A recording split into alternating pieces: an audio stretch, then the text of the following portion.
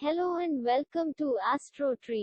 पितृ पक्ष में पितरों को प्रसन्न करने के लिए श्राद्ध की तिथि पर ब्राह्मणों को भोजन करवाया जाता है। शास्त्रों के अनुसार श्राद्ध वाले दिन पितर स्वयं ब्राह्मण के रूप में उपस्थित होकर भोजन ग्रहण करते हैं, इसलिए ब्राह्मण भोज करना चाहिए। ऐसा करने से पितर प्रसन्न होते हैं और रक्षा कवच की तरह परिवार को सुरक्षित रखते हैं। मान्यता है कि ब्राह्मणों के मुख के द्वारा ही देवता हव्य और पितर कव्य ग्रहण करते हैं। अगर आप चाहें तो पूरे 16 दिन तक ब्राह्मणों को भोजन करा सकते हैं और पितरों के नाम का दान कर सकते हैं, लेकिन अगर संभव नहीं है तो श्राद्ध की तिथि के दिन ही विधिवत श्राद्ध कर्म कर सकते हैं। आइए जानते हैं पितृ पक्ष में किस तरह ब्राह्मणों को भोजन कराना चाहिए और क्या सावधानी रखनी चाहिए। 16 दिन तक चलने वाले पितृ पक्ष में कई कर्मों से एक कर्म ब्राह्मणों को भोजन कराना है। शास्त्रों के अनुसार पितृ पक्ष में ब्राह्मणों को भोजन कराने का विधान है।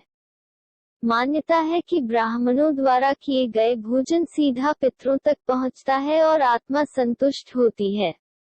ब्राह्मणों के साथ वायु रूप में पितर भी भोजन करते हैं, इसलिए ब्राह्मण भोजन के बिना श्राद्ध की परंपरा भी पूर्ण नहीं मानी जाती है।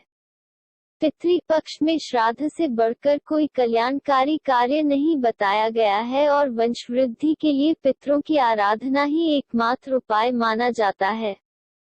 श्राद्ध भोज कराने से पहले ब्राह्मण को पहले ही निमंत्रण देकर आए और यह भी ध्यान रखें कि वह ब्राह्मण क्षेत्रीय होने चाहिए और हर रोज गायत्री मंत्र का जप करने वाले हों। ब्राह्मण भोज कराते समय पितरों की रुचि का भोजन बनाकर उनको श्रद्धा पूर्वक भोजन करवाना चाहिए।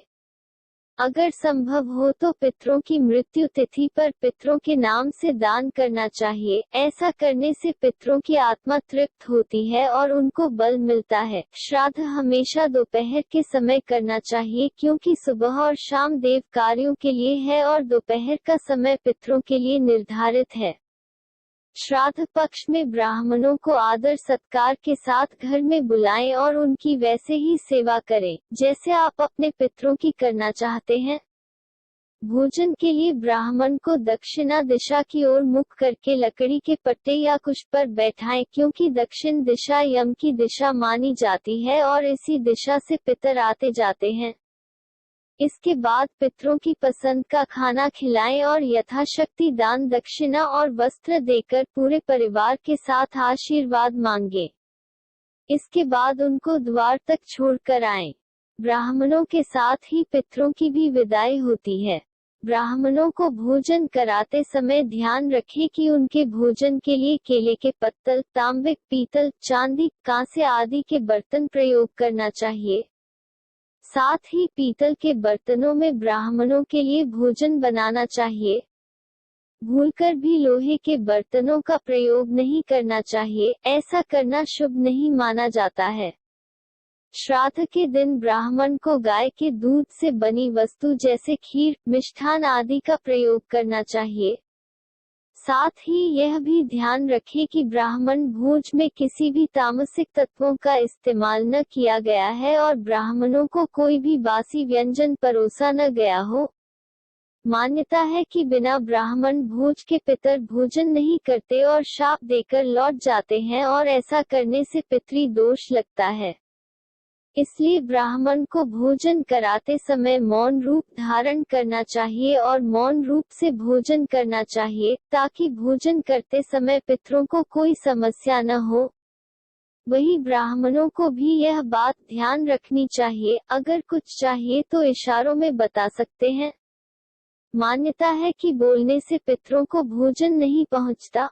वही ब्राह्मणों को भोजन कराते समय भोजन ले जाते रहें और ये न पूछे कि भोजन कैसा है। ऐसा करने से भोजन करने में टोका टाकी रहती है, इसलिए भोजन तक मौन रहना चाहिए। ब्राह्मणों को भोजन कराने से पहले यह अवश्य पूछ लेना चाहिए कि वह कहीं और जाकर तो भोजन नहीं करने वाले हैं। एक ही दिन एक से ज्यादा घरों में भोजन करना सही नहीं माना जाता है। वही श्राद्ध के दिन दक्षिण दिशा में पितरों के नाम का एक दीपक जलाना चाहिए। श्राद्ध कर्म अगर नियमों के साथ किए जाएं तो उनका फल भी अच्छा मिलता है। आज के वीडियो में बस इतना ही। वीडियो देखने के लिए धन्यवाद।